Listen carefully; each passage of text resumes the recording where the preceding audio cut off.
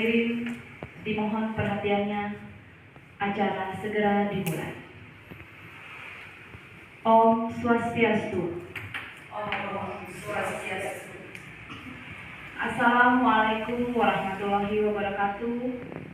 Salam sejahtera bagi kita semua. Shalom, namo buddhaya, salam kebajikan, rahayu. Yang terhormat Kepala SMP Negeri 1 Tampak Siring, yang kami hormati Bapak Ibu Guru yang telah hadir dalam acara pada hari ini. Kami ucapkan selamat pagi dan selamat datang kepada hadirin yang telah hadir pada hari ini.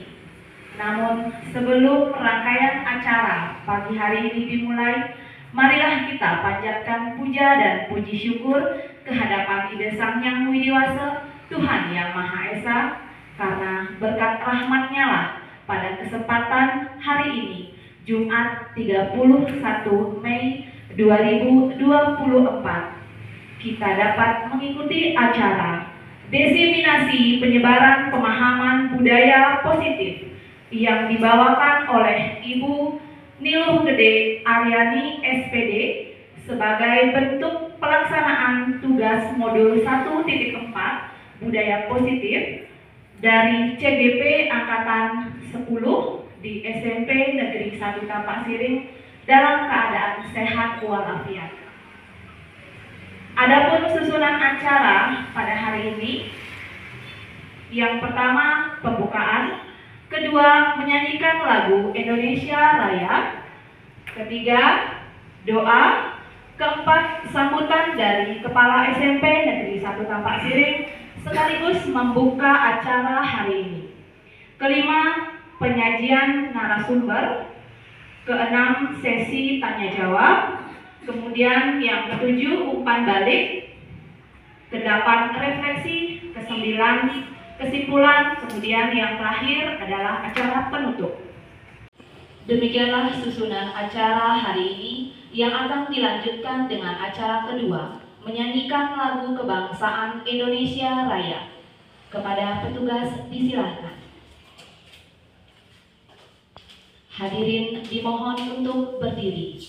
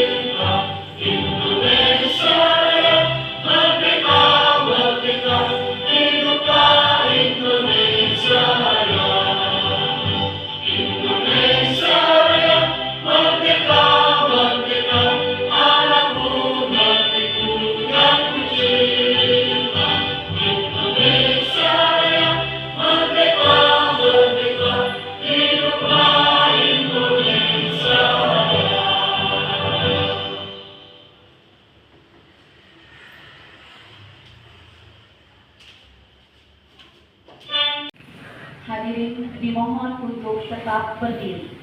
Acara akan dilanjutkan dengan doa bersama yang akan dipandu oleh saya sendiri selaku pembawa acara.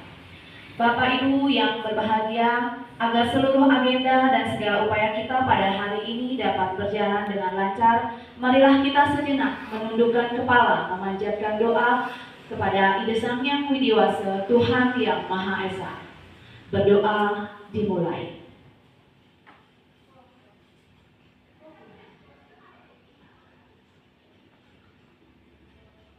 Berdoa selesai. Hadirin disilakan untuk duduk kembali.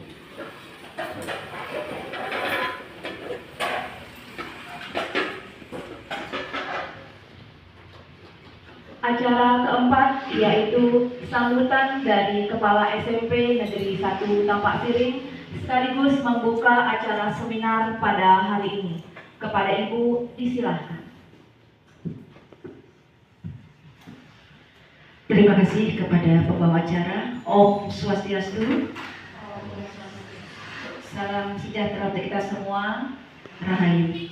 Yang saya hormati Ibu Lode Aryani selaku CKP Angkatan 10. Yang saya hormati Bapak Ibu guru yang hadir pada kegiatan desiminasi ini.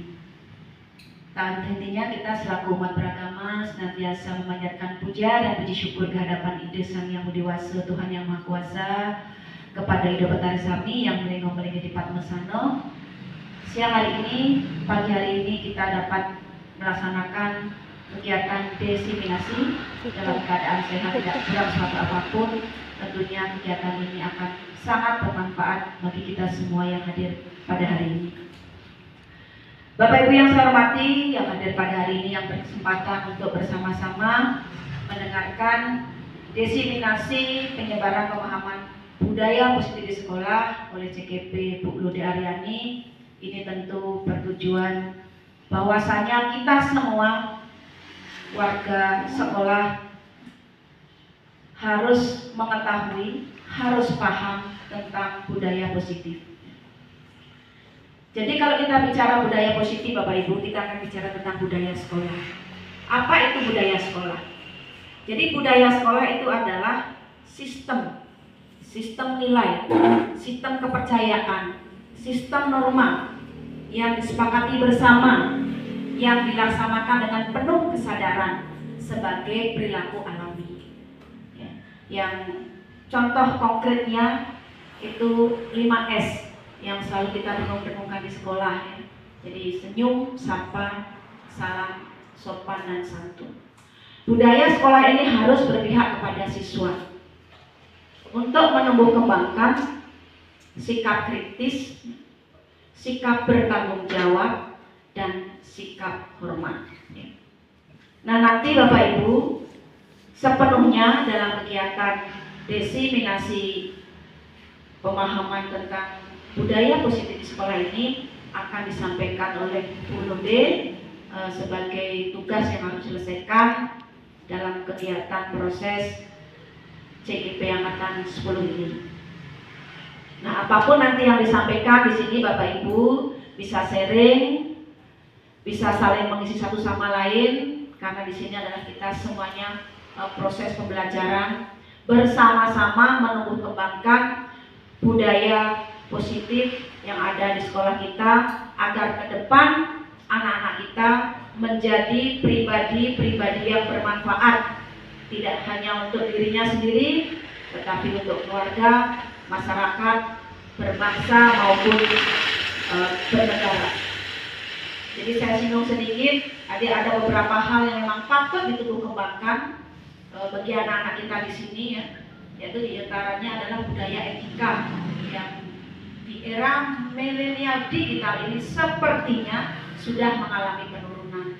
Selain juga integritas, kejujuran, tanggung jawab, pekerja keras, mencintai pekerjaan, mencintai belajar, suka menabung, dan bertanggung jawab. Itu wajib kita semua kembangkan di sekolah ini demi terwujudnya kelak di 2045 bangsa Indonesia memiliki generasi emas yang berprofil pelajar Pancasila yang dimulai dari sekolah dengan selalu menumbuh kembangkan budaya positif. Baiklah Bapak Ibu, juga kepada Bu Lode selaku CKP, pada hari ini Jumat 31 Mei 2024 dengan mengucapkan Om Abhidhamma Astu Namo Sidam atas izin Dinas Yang Widiwasa dan izin kita semua, kegiatan diseminasi penyebaran pemahaman budaya positif Ibu nyatakan resmi dibuka.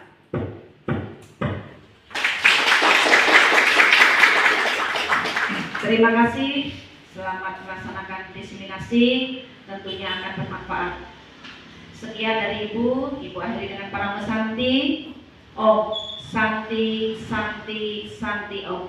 Rahayu Rahayu Rahayu.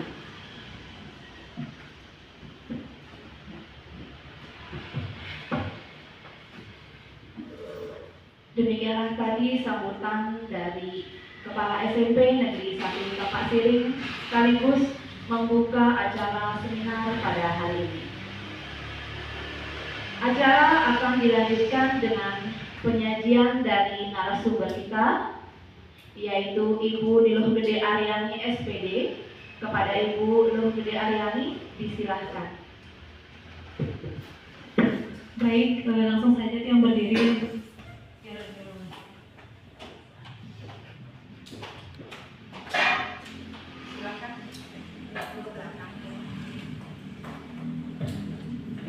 Sebelumnya saya ucapkan terima kasih kepada pembawa acara atas kesempatan yang diberikan kepada saya. Yang terhormat Ibu Kepala SMP Negeri 1 Tapak Siring, yang saya hormati Bapak Ibu Guru yang telah berkenan hadir dan meluangkan waktunya di acara ruangan ini. Di sini saya mengundang Bapak Ibu dalam rangka saya melaksanakan tugas CGP mengenai aksi nyata. Nah, di sini kami para CGP melaksanakan pendidikan, menyelesaikan aksi nyata dengan melakukan diseminasi penyebaran pemahaman budaya positif. Tapi sebelumnya, sekali lagi, bukan bermaksud di sini saya untuk menggurui. Mungkin dari segi pengalaman Bapak Ibu jauh luar biasa di sini ya. Saya di sini hanya sekedar berbagi terhadap apa saya yang dapatkan di dalam pendidikan sebagai calon guru penggerak. Sebelum acara dimulai, agar suasana tidak tegang ya, di sini saya akan melakukan ice breaking agar tidak suasananya merasa membosankan dan juga menegangkan. Untuk itu kepada para Bapak Ibu semuanya, dimohon untuk berdiri dulu ya. Dimohon untuk berdiri. Nah, di sini saya akan menyampaikan sebuah petunjuk.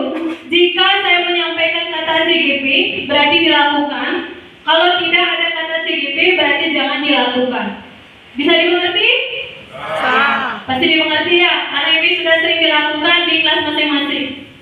Baiklah, untuk Ibu pembicara juga bisa melakukan ini ya, agar relax. Tepuk satu. Nah, di sini sudah ada yang tidak fokus ya. Kita di sini untuk melatih kefokusan. Ketika saya sudah menyampaikan CGP, berarti jangan dilakukan. CGP tepuk satu. CGP tepuk tiga. CGP tepuk empat. Tepuk satu. Tepuk dua. CGP tepuk satu. Tepuk satu. Masih ada yang konsentrasi dimajukan ya, karena ada yang salah. CGP tepuk dua. Tepuk satu. Ya sudah ya, berarti tanya udah mulai agak relax ya. Jadi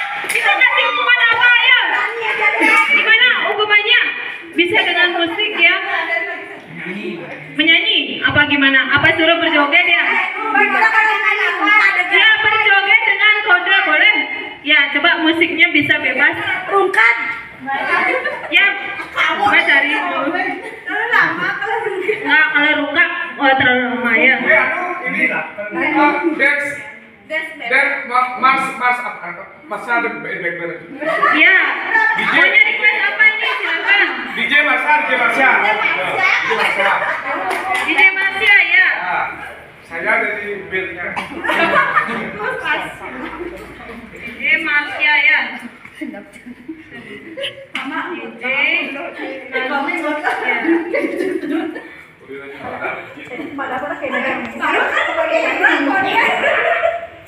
Ya, jogetnya bebas, maunya booming kayak gimana ya?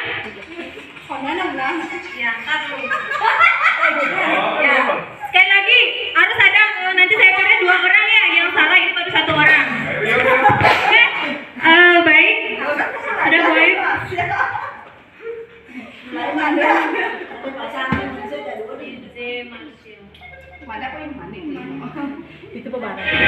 Sudah baik, ayo. Momeng beri petunjuk. Langsung. Cari dulu pasangan. Dari pasangan gimana? Kalau itu kasih ya cari yang memberikan kesalahan ya baiklah. CGP nulis angka 2. Nulis angka 3. CGP nulis angka 7. Angka 7. CGP angka 1. CGP angka 1. Nulis 0. Wah, ini semua dapat ketahuan. Nah, baik, kalau itu mau aja. Ya, langsung aja. Nah, sekarang ini ya, kalian tidak mengikuti apa yang ditunjukkan oleh Bu Komeng, jadi itu udah kena hukuman juga. Silakan Bu Ayu. Ya, jadi diikuti juga Bu Komeng. Ayo. Ayo. Nah, di sini siapa yang masih ikuti petunjuknya dari Bu Komeng?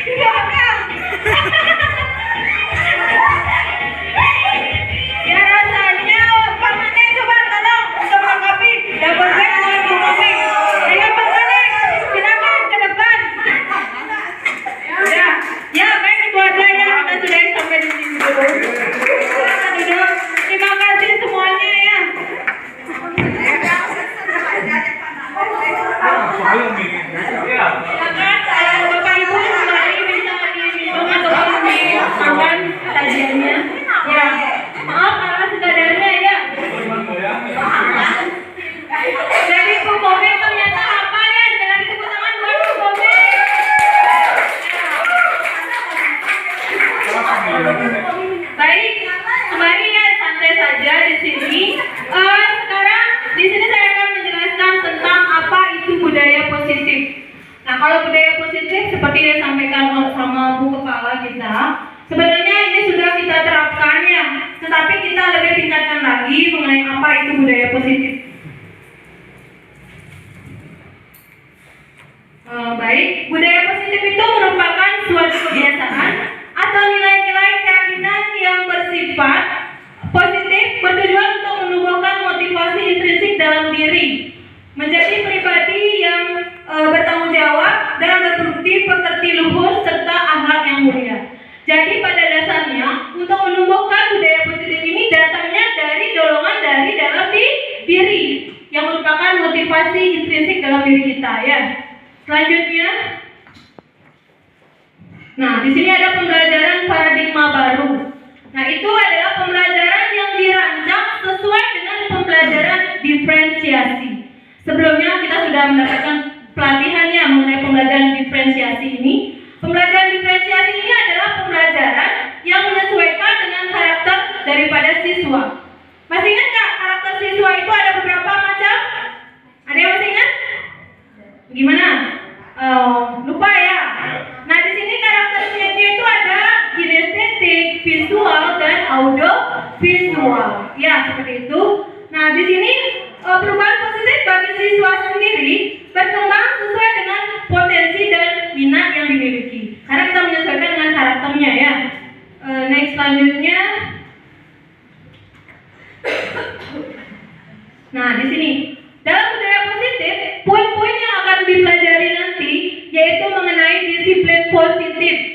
Yang kedua, motivasi perilaku manusia. Kebutuhan dasar, selanjutnya keyakinan kelas, posisi kontrol seorang guru, dan segitiga restitusi ya. Selanjutnya mengenai disiplin positif. Nah, disiplin positif. Sekarang saya mau tanya, sejauh ini ibu bapak di sini semuanya sudahkah mendisiplinkan diri? Gimana? Sudah? Pastinya ya. Nah, dalam disiplin itu poin yang terpenting adalah kita mendisiplinkan diri terlebih dahulu. Karena kita sebagai seorang guru yang tentunya membimbing menjadi teladan bagi siswa. Karena apapun perbuatan yang kita lakukan itu akan menjadi contoh bagi siswa. Nah, baik. Apa itu disiplin? Nah, disiplin merupakan sikap ya dan perasaan taat dan patuh terhadap nilai-nilai yang dipercaya merupakan tanggung jawab kita atau merupakan peraturan atau norma positif yang berlaku di lingkungan.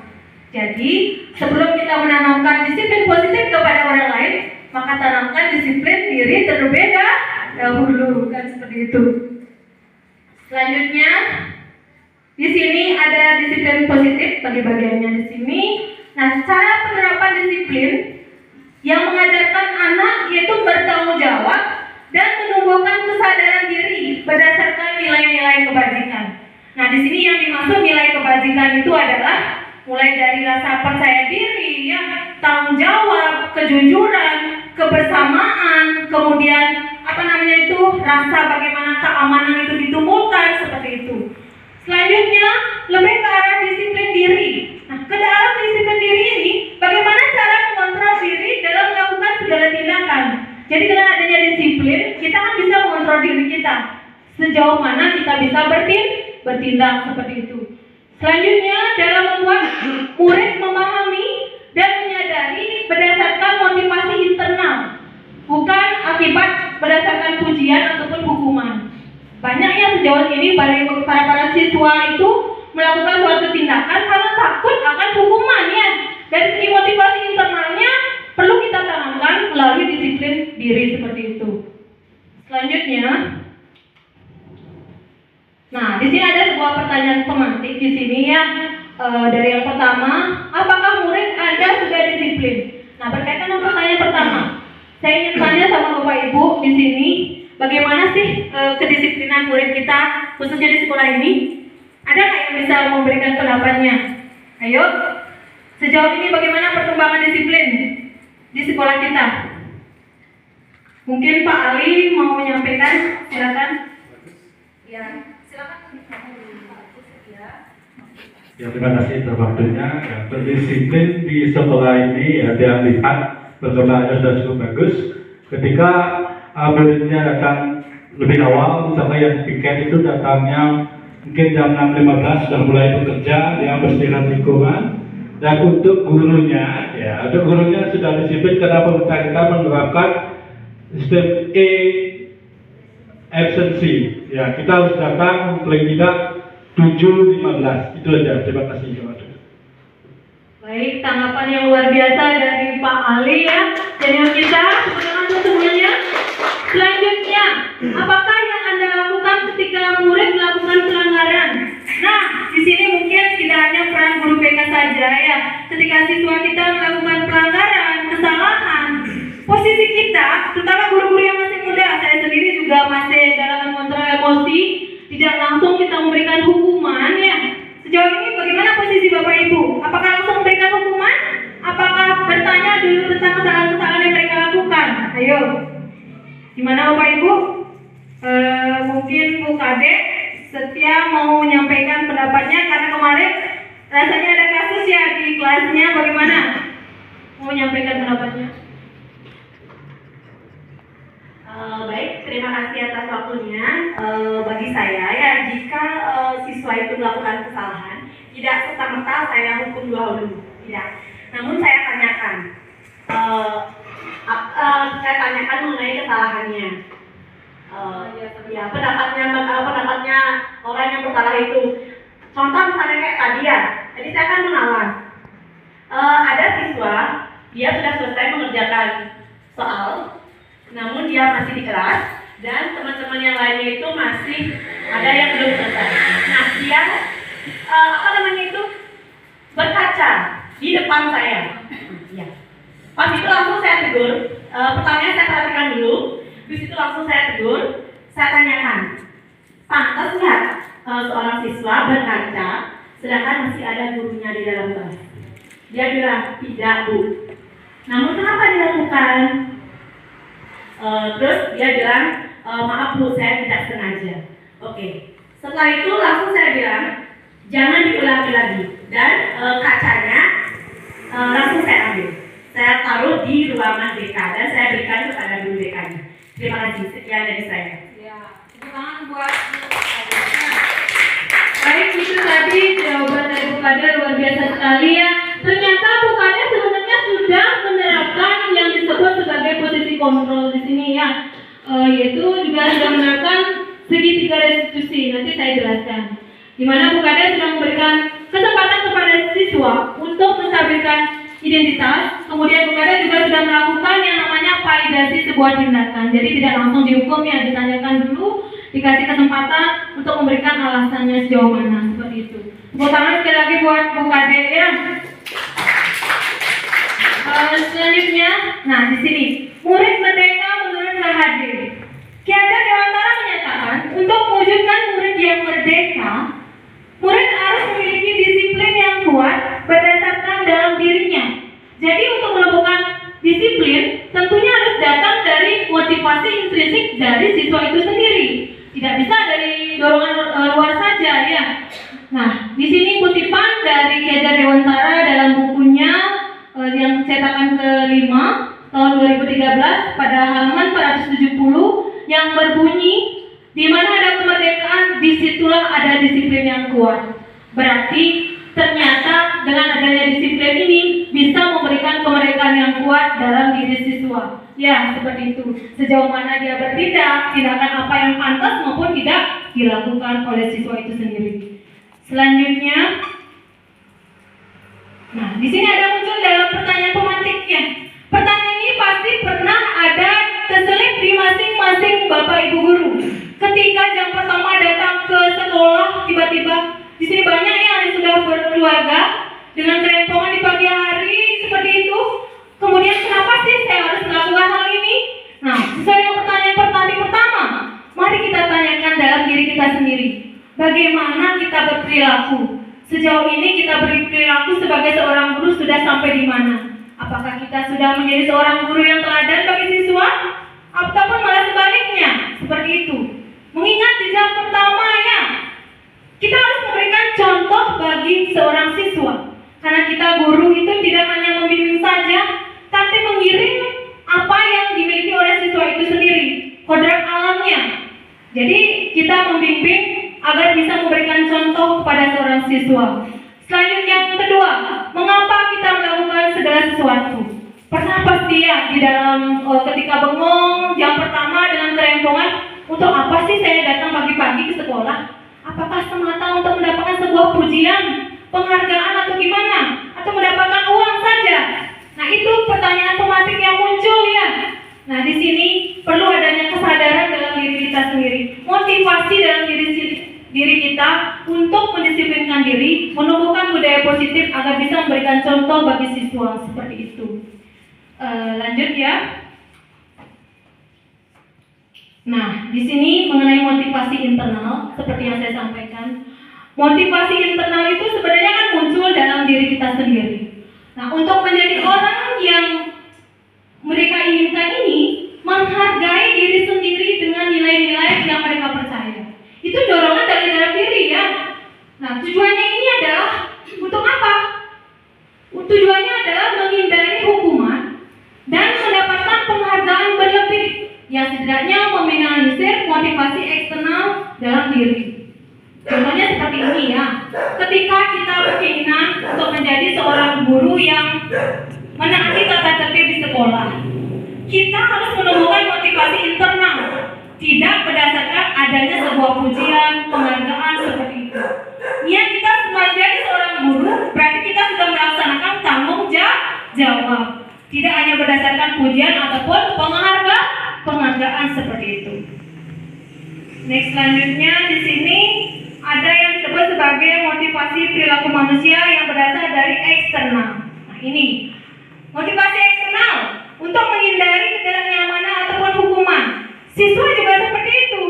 Untuk menghindari ketidaknyamanan ataupun hukuman, maka tujuannya di sini adalah untuk mendapatkan imbalan ataupun penghargaan. Sehingga adanya karakter, oh ini siswa yang disiplin, ini siswa yang sering melanggar peraturan, kan ada seperti itu ya. Nah itu sebenarnya datang motivasinya dari eksternal, dari luar diri siswa sebenarnya itu. Selanjutnya, kebutuhan dasar manusia. Kita sebagai manusia tentunya memiliki sebuah kebutuhan. Yang pertama, kalau masalah kebutuhan dasar ini paling Pak Manik ya yang menguasai ya. Kebutuhan dasar manusia di sini. Pertama, kebutuhan bertahan hidup. Yang kedua, kebutuhan kasih sayang dan rasa diterima. Maksudnya di sini ada kebutuhan untuk diterima. Ketiga, penguasaan. Kebutuhan untuk pengakuan atas kemampuan kita ya. Yang keempat, kebebasan. Dan kelima, kesenangan. Nah dari kelima dasar kebutuhan manusia ini, siswa juga mengalami seperti itu. Karena ketika siswa itu mengalami sebuah kesalahan, kita juga melihat oh kebutuhan apa yang siswa itu perlukan. Contoh kayak kemarin itu ya, saya pas mengajar, ada seorang siswa yang datang terlambat. Alasannya yang kenapa? Dia telat makan. Jadi apakah diperbolehkan keluar untuk permisi? Nah seperti itu kan. Jadi kita juga harus menyikapi bahwa siswa itu juga memiliki kebutuhan untuk bertahan hidup seperti itu. Nah yang kedua ada juga kasih sayang dan rasa diterima akan kebutuhan yang dia miliki seperti itu. Nah di sini penguasaan. Seringnya ketika kita memberikan sebuah pertanyaan kepada siswa, yang mana siswa nggak sempat kita tunjuk ataupun kita terima jawabannya, jangan sampai ada siswa yang merasa kecewa. Kita juga memperhatikan penguasaan dan memberikan pengakuan atas kemampuan yang mereka miliki. Karena setiap siswa tidak bisa kita, misalnya di dalam mata pelajaran bahasa Indonesia, ada juga siswa yang suka mata pelajaran bahasa Indonesia, ada yang suka matematika. Jadi kita juga menyesuaikan dengan kemampuan seperti itu. Selanjutnya kebebasan dalam memilih. Yang selanjutnya kesenangan. Baik, keyakinan kelas di sini. Nah, di sini Bapak Ibu kan semua menjadi wali ya, semua menjadi wali. Nah, nanti diharapkan masing-masing wali itu menerapkan sebuah keyakinan kelas. Perlu nggak sebuah keyakinan kelas? Sangat diperlukan ya di sini. Keyakinan kelas itu merupakan pernyataan universal yang mengandung nilai-nilai kebajikan. Guru berperan dalam mewujudkan keyakinan kelas dengan adanya kesepakatan antara guru dan siswa. Nah, jadi intinya keyakinan kelas itu merupakan sebuah kesepakatan antara guru dengan siswa. Tujuannya untuk apa? Ada beberapa tujuannya. Pertama, meningkatkan budaya positif. Yang kedua, menciptakan pembelajaran yang berpusat pada murid. Yang ketiga, menciptakan pembelajaran yang kondusif. Dan yang keempat, melibatkan peserta didik untuk menciptakan kelas impiannya. Di sini saya mau tanya siapa saja yang sudah menerapkan keyakinan kelas? Ibu Bapak Wali sudah? Sudah semua ya? Ya, itu. Nah, jadi perlu di sini ditingkatkan saja ya, agar semua nanti ada beberapa susunan langkah yang pasti dalam menyusun keyakinan kelas. Pertama, kita libatkan seluruh siswa dalam kesepakatan kelas. Yang kedua, tentukan aturan yang jelas dan relevan. Yang ketiga, sertakan harapan yang positif di dalam keyakinan kelas itu. Selanjutnya, gunakan bahasa yang jelas dan sederhana. Jangan gunakan bahasa yang panjangnya agar mudah dimengerti dan dipahami oleh siswa. Selanjutnya, sepakati aturan kelas. Dan berikutnya, terapkan keyakinan kelas secara konsisten. Jadi ketika kita sudah menerapkan keyakinan kelas ini, itu harus ditandatangani ya. Kemudian disampaikan langsung sama ibu kepala kita ya. Jadi agar dia juga mengetahui sejauh ini seperti ini keyakinan kelas kita. Jadi sepakat ya. Kemarin kan sudah dibuat, tapi sudah disampaikan belum sama ibunya? Ada yang beberapa udah ya? Ya baik, lanjut. Di sini mengenai posisi kontrol seorang guru. Nah, tadi Bung Ade sudah menyatakan, Bung Ade tadi menyampaikan penghukum nggak? Di sana? Oh tidak ya. Nah, tapi secara tidak langsung di sini pernah nggak Bapak Ibu melakukan hukuman bagi siswa yang melanggar? Pernah nggak? Bu Made gimana? Bu Made Ariasi? Pernah melakukan penghukum? Ya, pernah katanya. Ya, tidak terlalu ini. Sebagai teman, gimana? Ya, pernah. Pembuat merasa bersalah? Bagaimana? Tidak. Pemantau? Ya. Manajer? Ya. Manajer pasti ya. Baik, di sini akan saya jelaskan kembali bahwa dari posisi kontrol seorang guru ini nanti akan saya jelaskan penghukum. Nah, di sini seorang penghukum biasa menggunakan hukuman baik verbal maupun fisik, kan yang seperti itu. Adapun yang biasa dilakukan penghukum biasanya menghardik, memberikan kata-kata kasar, bisa menunjuk, menyakiti ataupun menyindir. Ternyata dengan memberikan hukuman ini bisa memberikan efek negatif bagi siswa. Tetapi ada nggak posisi positifnya? Saya ingin bertanya sekarang, siapa yang setuju bahwa ketika siswa yang melanggar itu perlu adanya hukuman? Angkat tangan yang setuju? Perlunya ada hukuman, angkat tangan. Ya. Yang tidak setuju siapa? Jangan takut karena memberikan kesalahan. Berarti setuju semua ya? Ya. Nah, adapun dampak bagi siswa dari penghukum itu adalah perilaku kontrol negatif seperti siswa mulai kesalahan berulang kali lalu perilaku menjadi agresif ya seperti itu. Selanjutnya di sini ada yang disebut sebagai pembuat rasa bersalah.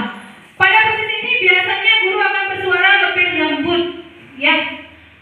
Kemudian biasa dilakukan pembuat merasa bersalah dengan ceramah seperti itu. Nah, dampak pada siswa sendiri, siswa merasa bersalah, merasakan rendah diri, dan merasakan gagal dan tidak berharga. Selanjutnya di sini teman. Untuk teman sering kan posisikan diri sebagai teman ya. Nah, guru pada posisi sebagai seorang teman, di sini tentunya tidak akan menyakiti siswa, namun selalu berupaya mengontrol siswa melalui pendekatan persuasi, yaitu mengajak ya. Yang biasa dilakukan posisi sebagai teman adalah membuatkan alasan-alasan untuk siswanya. Bukan berarti kalau dia salah kita yang membuat alasannya, bukan gitu maksudnya ya. Tapi kita lebih ke melakukan pendekatan apa masalah yang mereka hadapi seperti itu. Nah, dampak pada siswa adalah siswa akan tergantung, tidak mandiri, tidak bisa memutuskan keputusan sendiri. Ada juga sisi positif maupun sisi negatifnya. Selanjutnya di sini pemantau. Nah, biasanya guru BK di sini ya sering sebagai pemantau ya, memantau terhadap semua yang kesalahan yang dihadapi oleh siswa, baik itu dari pelanggaran peraturan yang ada di sekolah kita. Nah, guru pada posisi ini selalu mengawasi atau memantau siswanya berpatokan pada catatan kesempatan yang sudah disetujui. Biasa dilakukan posisi sebagai pemantau, yaitu memantau, menghitung, mengukur kedisiplinan siswa. Tapi sebenarnya untuk memantau ini bukan peran guru BK saja, kita juga berperan, terutama di dalam menumbuhkan sikap disiplin seperti itu ya. Selanjutnya apa sih dampaknya? Nah, dampak bagi siswa dari posisi pemantau yaitu menitik beratkan pada dampak diri sendiri, mendapatkan hadiah ataupun mendapatkan hukuman. Selanjutnya posisi kontrol manajer. Nah, dari sekian posisi tadi, guru diharapkan kita bisa memiliki posisi sebagai manajer. Kenapa? Karena dengan posisi manajer ini akan memberikan peluang kepada siswa untuk bersikap mandiri dan mempertanggungjawabkan terhadap pemecahan masalah yang dihadapi seperti itu. Jadi kita melakukan pendekatan seperti itu ya dari posisi manajer. Selanjutnya, segitiga restitusi adalah salah satu pemecahan masalah di dalam menangani beberapa kasus.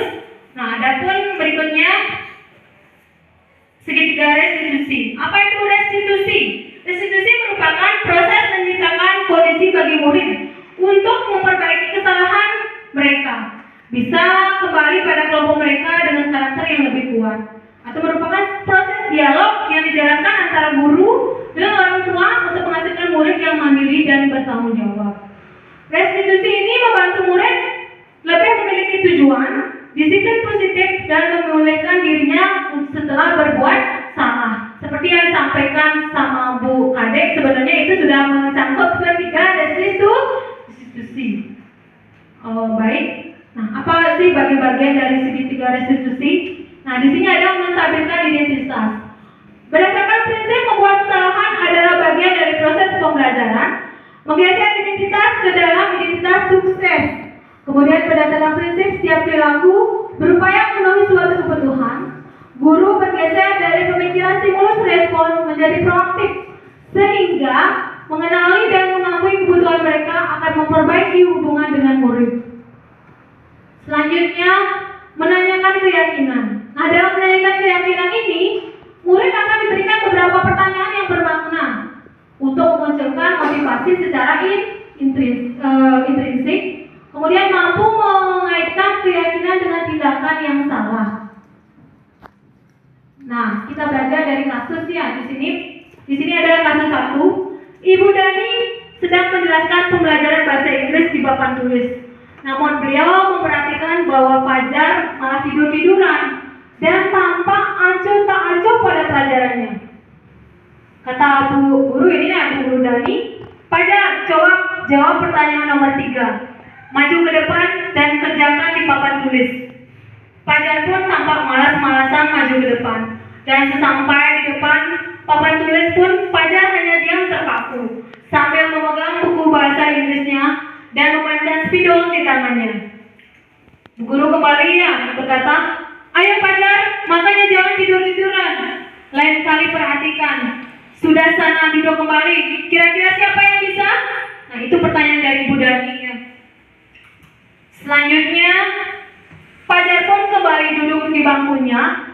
Hal seperti ini sudah sering kali terjadi pada Fajar. Seperti dia yang tidak memperhatikan, acuh tak acuh, dan nilai-nilainya pun tidak terlalu bagus untuk pelajaran bahasa Inggris. Pada saat ditegur oleh Ibu Dani, Fajar hanya menjawab, tidak tahu Bu. Ibu Dani pun menjawab, gimana kamu Fajar? Kamu gak kasihan sama ibu ya? Ibu sudah capek-capek mengajarkan kamu, tidak kasihan sama ibu. Dan Fajar pun diam membisu. Nah, itu berupa kasus. Mungkin Bapak Ibu pernah mengalami ini? Pernah nggak? Ketika kita sudah menjelaskan, kemudian ada sosok seperti Fajar, hal apa sih yang kita lakukan? Nah, ini posisi kontrol apa yang diambil oleh Ibu Dani dalam pendekatan kepada Fajar? Ada yang bisa memberikan tanggapan? Ayo, posisi kontrol apa cocok diperlakukan Bu Dani menghadapi kasus seperti Fajar? Gimana? Posisi kontrol apa? Mungkin Bu Koming, tadi si Bos sudah posisi kontrol apa? Saya memberikan Terima kasih atas waktunya Bu Lode. Kalau kasusnya seperti Fajar, kita bisa memberikan bimbingan atau mengajak dia melakukan permainan atau games di kelas agar dia tertarik dengan pelajaran yang diberikan. Itu sih menurut saya. Terima kasih. Jadi dengan memberikan game tepuk tangan buat Bu Koming ya. Ayo semangatnya Ibu-ibu. Kalau kan kembali dilakukan ice breaking ya, biar nggak kelihatan lemas. Baik. Lanjut. Di sini pertanyaan tematik kedua. Nah, membaca sikap Fajar, kira-kira kebutuhan apa yang diperlukan oleh Fajar? Kenapa Fajar bisa melakukan seperti itu, acuh tak acuh terhadap pembelajaran Ibu Dani? Kenapa? Kalau dari segi kebutuhan, tadi kan saya sudah menjelaskan, kebutuhan itu ada bertahan hidup, kasih sayang, untuk diterima. Ayo, masuk ke dalam kebutuhan apa? Yang mana? Bu Sang Surya mungkin tadi sudah, ayo silakan.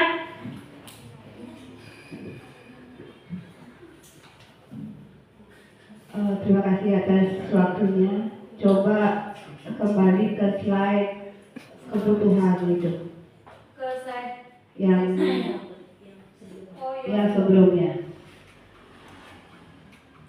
ya Bagian enggak yang kebutuhan itu, yang ibu tadi bilang macam-macam kebutuhan itu.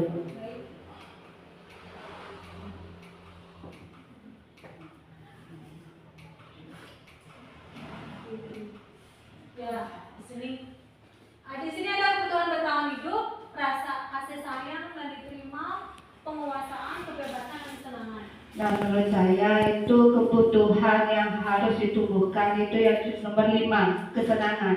Kalau misalnya siswa tidak senang atau tidak menyukai pelajaran kita, segimanapun kita melakukan ice breaking, motivasi untuk dia, kasih motivasi untuk dia, tetap saja dia akan tidur jenuh dia karena awalnya dia tidak senang. Entah itu dia tidak senang dengan gurunya yang mungkin terlalu tegas atau tidak suka sama pelajarannya. Ya, sekian dari saya. Terima kasih.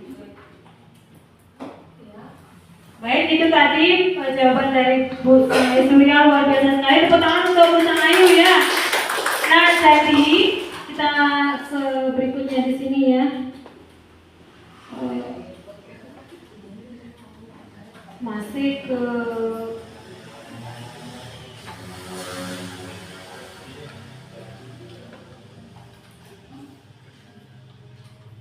nah, tadi kan kebutuhan yang diperlukan pelajar. Kita bahas di sini ya, bahwa Ibu Dani di sini posisinya sebagai penghukum, karena Ibu Dani langsung memberikan pelajar sanksi tadi ya, dengan mengucapkan apa?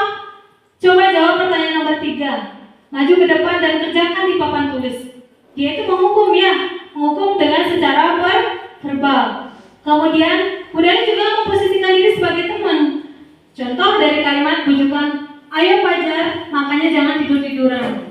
Lain kali perhatikan, sudah sana kembali duduk. Kira-kira siapa yang bisa? Jadi di sini Fajar sudah memberikan keluasan juga ya kepada Ibu Dani memberikan keluasan kepada Fajar.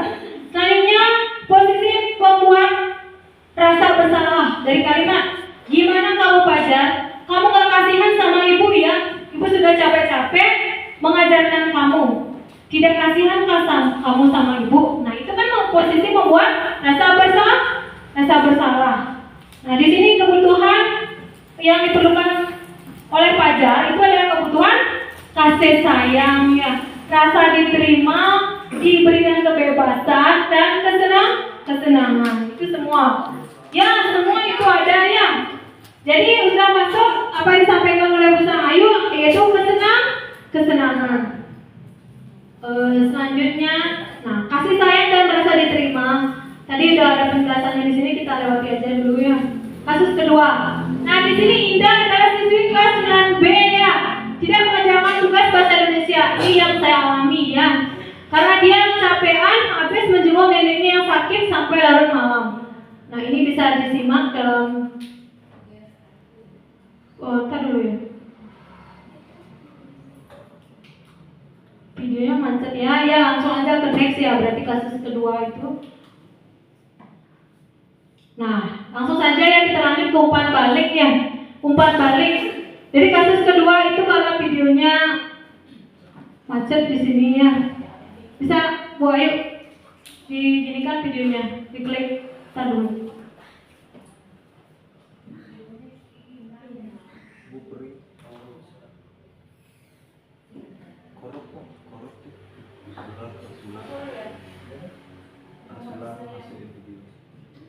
Baik, dalam kasus saya bahas aja yang langsung ya, kasusnya Indah. Taruh.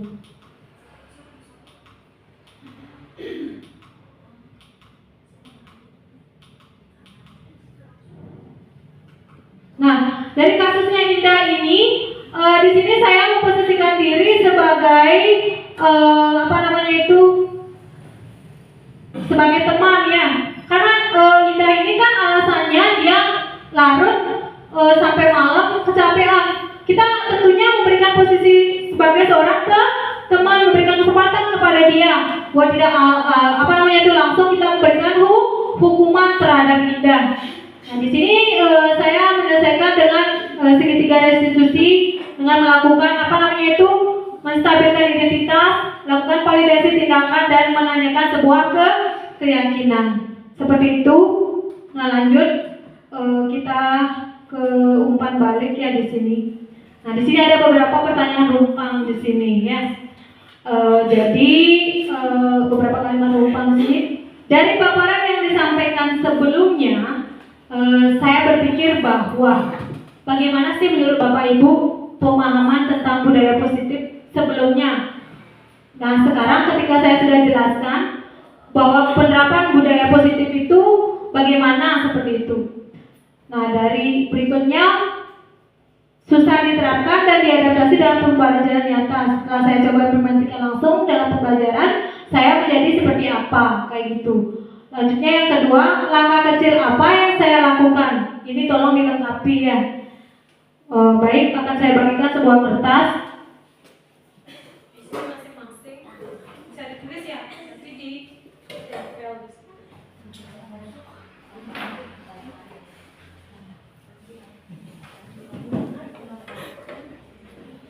Itu disalin ya? Ya, salin itu ya. Langsung jawab.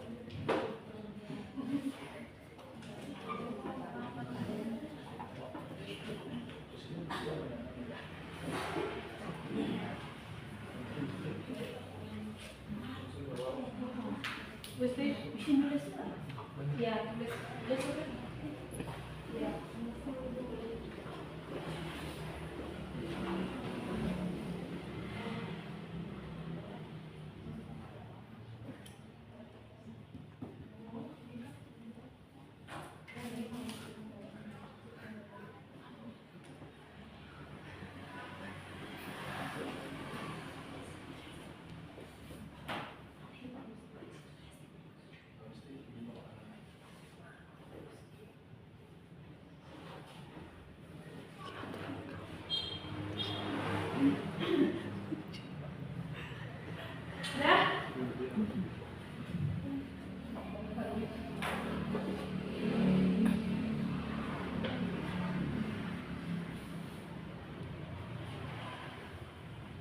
Bagaimana sudah ya?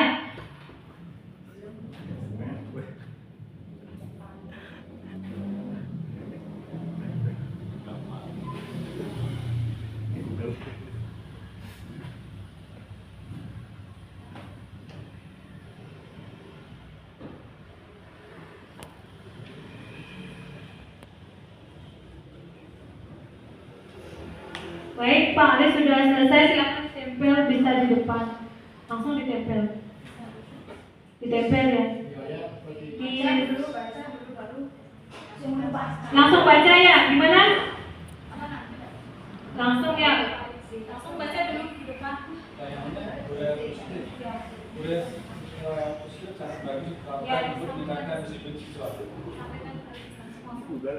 Dan budaya positif sangat perlu diterapkan di kelas dan di luar sekolah untuk meningkatkan disiplin siswa. Ya, silakan Sarah. Berarti itu ya tanggapan balik dari Pak Ali, luar biasa sekali. Tepuk tangan buat Pak Ali.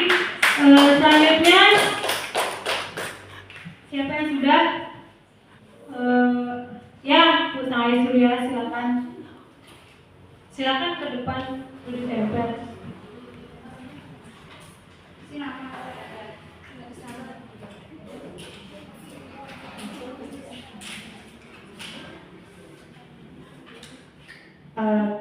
Menurut saya dari paparan yang sudah disampaikan Bu Lode, budaya positif sangat dibutuhkan atau diperlukan dalam lingkungan sekolah dan banyak hal yang harus kita tambahkan agar bisa memaksimalkan budaya positif di sekolah. Terima kasih. Baik, itu tadi jawaban dari Bu Sahai Surya. Lanjutnya Bu Komi sudah?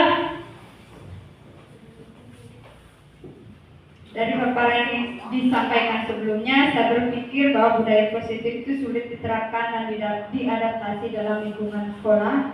Namun ternyata setelah saya coba implementasikan langsung dalam pembelajaran, ternyata mudah diterapkan dan menarik. Terima kasih. Ya, tepuk tangan buat Bu Koming ya, itu dari jawabannya. Kita ambil 3 saja dulu ya. Baik, langsung ke pertanyaan.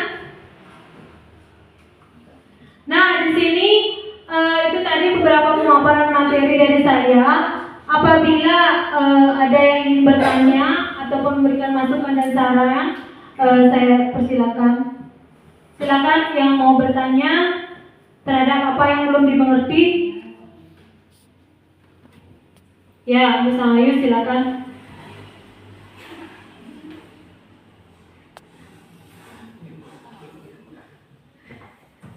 Terima kasih atas kesempatannya. Nah, di sini saya ingin bertanya kepada Ibu Lode. Tadi Ibu Lode sempat membahas tentang posisi kontrol sebagai manajer. Nah, kita sebagai guru, kenapa harus menerapkan atau memposisikan diri sebagai manajer? Terima kasih. Baik, pertanyaan yang luar biasa sekali. Di sini saya akan menjawab bahwa kenapa kita memposisikan diri sebagai seorang manajer. Guru perlu melakukan posisi diri sebagai seorang manajer karena guru itu harus memberikan kesempatan kepada siswa untuk memecahkan permasalahannya sendiri. Tetapi sebelum memberikan kesempatan kepada siswa untuk memecahkan permasalahannya sendiri, tentunya kita melakukan sebuah pendekatan. Dengan berupaya memberikan kesempatan kepada mereka, berarti kita sudah melatih siswa untuk belajar secara mandiri dan belajar mempertanggungjawabkan terhadap apa masalah-masalah yang mereka hadapi. Itu sebenarnya pentingnya posisi manajer sebagai seorang guru. Demikian Bu Surya. Ya, baik. Ada yang lagi mau bertanya? Silakan. Ya, Bu Koming. Terima kasih Bu Lode atas kesempatannya. Tadi Bu Lode sempat mengatakan kita sebagai pendidik harus memberikan budaya positif. Nah, bagaimana caranya kita sebagai pendidik untuk mengupayakan diri melakukan atau menciptakan suasana positif di lingkungan sekolah? Terima kasih. Baik, kenapa kita sebagai pendidik perlu menanamkan yang namanya budaya positif di lingkungan sekolah ya. Nah, sebenarnya di sini itu sangat penting dan sangat-sangat perlu diperhatikan ya. Karena mengingat dengan adanya budaya positif itu akan menumbuhkan rasa nyaman, aman di lingkungan sekolah, baik itu antar warga sekolah. Salah satu contohnya antara guru dengan guru, guru dengan pegawai, guru dengan siswa. Nah, terutama guru dengan siswa perlu adanya interaksi di sini ya, agar menimbulkan rasa kehangatan. Bukan berarti kita memberikan kesempatan kepada siswa untuk bebas, itu tidak. Kita memberikan bagaimana kita memposisikan diri sebagai seorang teman, sehingga siswa itu merasa termotivasi untuk belajar, merasa nyaman untuk belajar. Kita memberikan kesempatan kepada siswa apa yang mereka inginkan, sejauh mana kesulitan mereka dalam belajar, dan cara yang seperti apa yang mereka inginkan kita berikan melalui metode yang tepat dan kreatif, sehingga siswa itu merasa menyenangkan. Di samping itu, penanaman budaya positif ini sangat penting untuk menanamkan karakter-karakter yang baik dalam diri siswa. Seperti itu Bu Koming. Ya. Ada pertanyaan lagi? Ayo silakan. Semasa di sini saya akan berikan kesempatan untuk bertanya, apapun itu bentuk pertanyaannya. Silakan. Ya, Pak Ali. Silakan. Ya, terima kasih. Ya, Bu Luli tadi katakan ya menanamkan budaya positif dan disiplin untuk siswa. Ya, bagaimana langkah yang Bu Luli lakukan untuk menanamkan budaya positif pada siswa? Ya, Baik, di sini yang saya kan ada langkah menanamkan budaya positif. Pertama ya, kita mulai dalam diri dulu ya. Dengan rasa kita mencintai dulu ya, bukan berarti mencintai adanya jatuh cinta, tidak.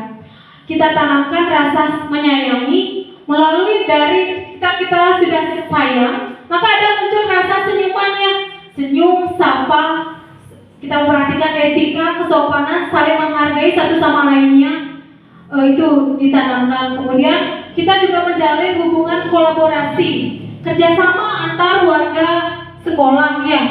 Dengan adanya kerjasama ini, maka akan menumbuhkan rasa kekeluargaan. Mengingat sekolah juga akan menjadi rumah kedua di dalam kehidupan kita. Apalagi Spinsa yang terkenal dengan rasa kekeluargaannya yang luar biasa sekali. Maka itu perlu kita tanamkan kembali dan pertahankan rasa kekeluargaannya itu. Selanjutnya, adanya interaksi antara guru dengan siswa. Itu langkah untuk menerapkan budaya positif. Dengan memberikan kesempatan kepada siswa terhadap apa yang mereka butuhkan, kesulitan yang mereka hadapi dalam pembelajaran, seperti itu. Sehingga dengan kita memberikan rasa nyaman, kita akan kedatangan kita sangat dirindukan oleh siswa. Benar nggak? Iya. Jadi guru bukan hanya sekedar pintar saja dalam memberikan teori atau materi, tetapi memposisikan diri dengan sebagai teman, bisa juga sebagai ibu, kedua bagi mereka, bukan berarti ibu, kedua bagi yang lainnya ya, seperti itu. Nah, jadi kehadiran dan kedatangan kita di lingkungan kelas sangat diharapkan bagi mereka. Itu sih harapan kita sebagai seorang guru. Demikian Pak Alif, bagaimana? Ya, mungkin yang lainnya ada pertanyaan? Tidak? Baik, kalau tidak di sini selanjutnya refleksi. Nah, dari refleksi ini Bapak Ibu sudah mendengarkan penyajian materi dari saya. Apa sih yang Bapak Ibu dapatkan dari pembelajaran mengenai diseminasi penyebaran pemahaman budaya positif seperti itu? Ada yang bisa merefleksikan terhadap kegiatan kita hari ini? Ya, Pak Manik.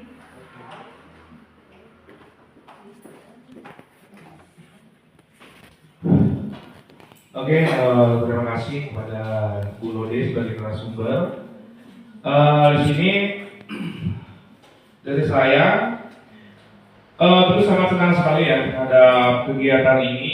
Jadi selain mendapatkan pengalaman baru, ya, saya juga mendapatkan pengetahuan baru, ya, yang pertama tentang budaya positif yang harus diterapkan di sekolah, dan tentunya oleh guru-guru, keluarga guru di sekolah.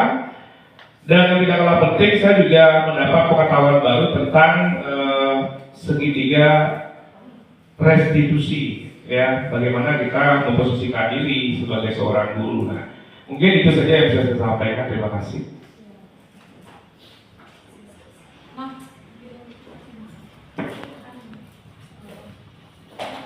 Baik, itu tadi jawaban dari Pak Manik, sangat luar biasa sekali.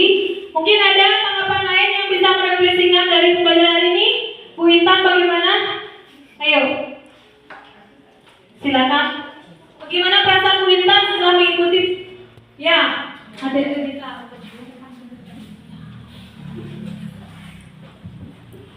Terima kasih atas waktunya.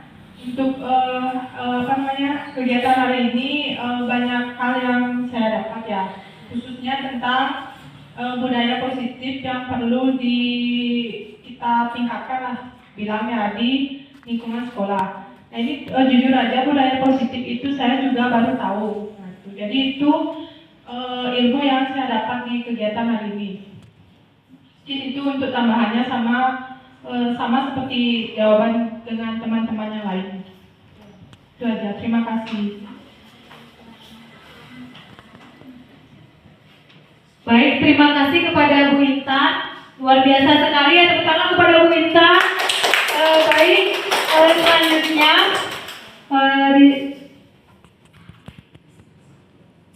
nah, dari apa yang kita lakukan hari ini, maka saya dapat simpulkan ya, untuk penerapan budaya positif itu sangat penting diterapkan di sekolah, yaitu melalui kerjasama, kolaborasi, dan komunikasi, melalui bersapa, senyum, sopan santun, baik antara guru, tenaga pendidik, siswa, orang tua siswa, dan masyarakat dalam upaya mewujudkan budaya positif di lingkungan sekolah. Selain itu, Budaya positif tidak hanya ditanamkan di sekolah saja, tetapi juga di lingkungan keluarga, di masyarakat dan dimanapun kita berada nantinya ya. Karena ini juga merupakan suatu proses di dalam kehidupan. Ketika kita sudah mengupayakan budaya positif, niscaya apa yang kita lakukan akan merasakan kebahagiaan, rasa nyaman dan aman dimanapun kita berada. Demikian pemaparan dari saya, mudah-mudahan bermanfaat dan bisa memberikan inspirasi bagi juga teman yang lainnya dan bisa menyusul untuk melaksanakan pendidikan sebagai calon guru penggerak untuk di sesi berikutnya. Terima kasih. Ya, tepuk tangan untuk semuanya. Mungkin dari mana?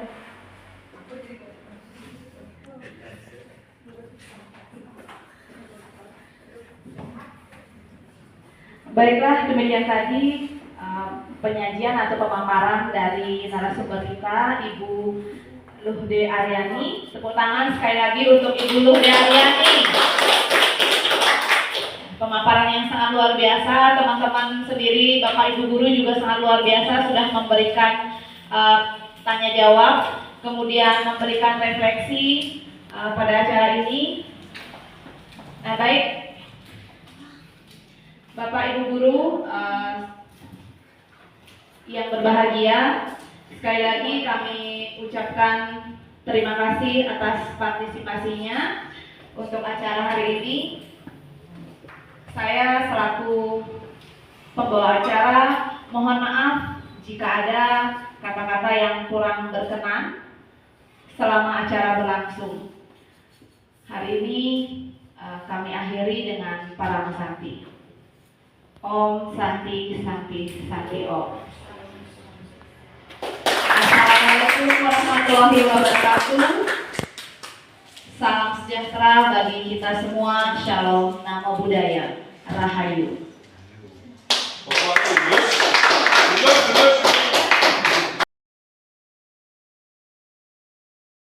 Di sini sudah ada kesepakatan ataupun keyakinan kita yang nggak boleh dilanggar. Ya, jadi kita sudah memiliki aturan-aturan seperti itu. Nah, sekarang apa sih tujuan kita membuat keyakinan kelas? Satu, menciptakan budaya positif. Yang kedua, menciptakan pembelajaran yang kondusif agar tidak ada siswa di sini yang melanggar. Berarti ketika kamu sudah mengetahui, oh inilah beberapa kesepakatan ataupun keyakinan yang kita buat, jadi nggak boleh dilanggar, kan gitu ya. Dan kemudian yang ketiga, menciptakan pembelajaran yang berpusat itu, maka kita bisa belajar dengan nyaman, yang tanpa ada paksaan. Dengan keyakinan ini akan menciptakan sebuah pembelajaran yang kondusif. Jadi apa itu keyakinan kelas? Ada yang tahu? Masing-masing tulislah sebuah aturan. Apa yang perlu ada di kelas ini kesepakatannya atau keyakinannya. Misalnya, contohnya harus memakai seragam sekolah. Ya, benar nggak? Kemudian apa? Mengumpulkan tugas tepat waktu. Tidak boleh datang terlambat di dalam kelas. Bebas apa kalian mau sampaikan idenya untuk peraturan tata tertib aturan atau keyakinan di kelas ini? Bisa pahami? Bisa.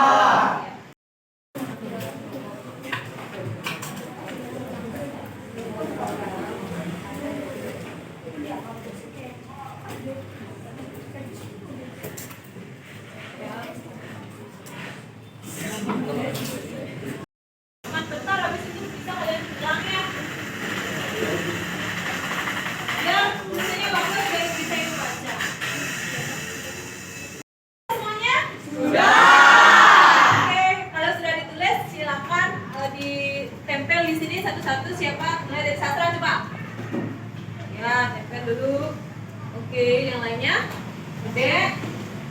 Silakan. Yang sudah bagian sudah silakan ditempel satu-satu. Ya, kita dibacakan. Di sini juga.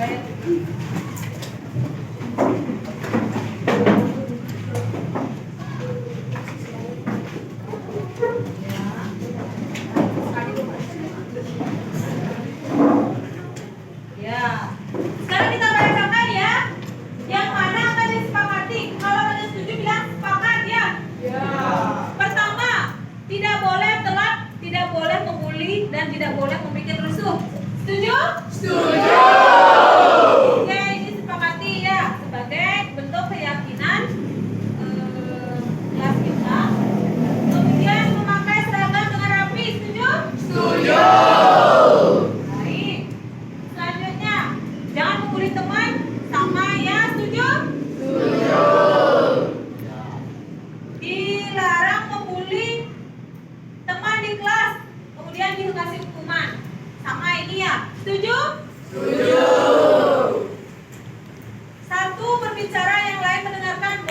Artinya, ketika ada teman yang berbicara, berarti yang lain mendengar. Ya. Selalu menggunakan atribut dan datang tepat waktu. Setuju? Setuju. Ya.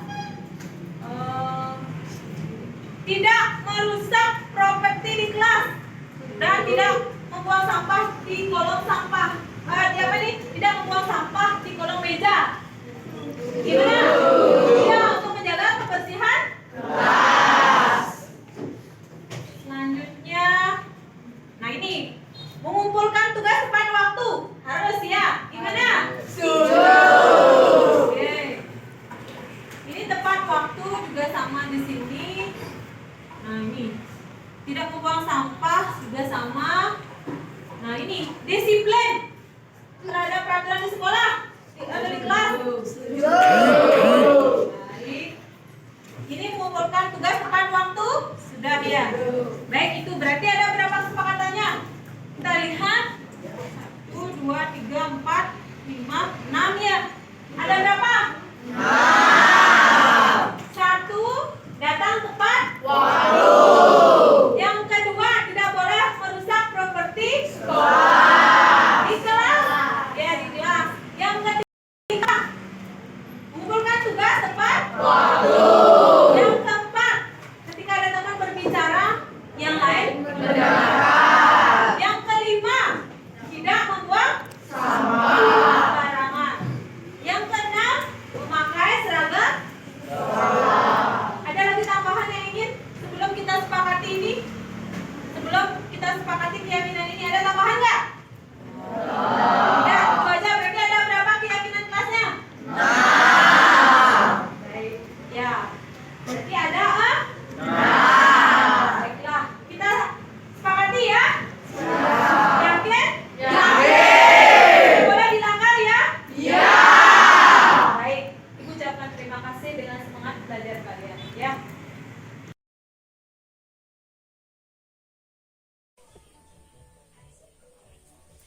Om Swastiastu. Halo semuanya. Perkenalkan, nama saya Indah dari kelas 9B. Mengenai keyakinan kelas yang telah disampaikan oleh Bu Lode Aryani, saya merasa sangat senang karena di dalam kelas sangat perlu diterapkan keyakinan kelas untuk menumbuhkan budaya positif pada siswa, kedisiplinan, dan motivasi agar siswa menjadi siswa yang berkarakter dan penuh tanggung jawab. Cukup dari saya ucapkan terima kasih. Om Santi Santi Santi.